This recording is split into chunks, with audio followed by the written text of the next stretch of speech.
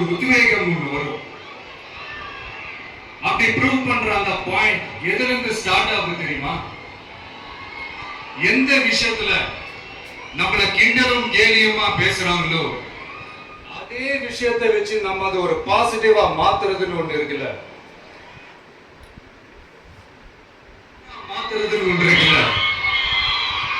அங்கிருந்துதான் அந்த பவரே ஸ்டார்ட் ஆகும்.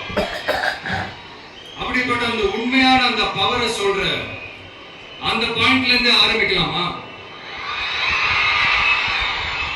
ஏ விஜய், வீட்டை விட்டு வெளியே வா. ஏ விஜய், பணியூர் விட்டு வெளியே வா அப்படின்னு சொல்றவங்களுக்கு என் வீடு எதுன்னு தெரியுமா? முதல்ல என் வீடு எங்க இருக்குன்னு தெரியும்.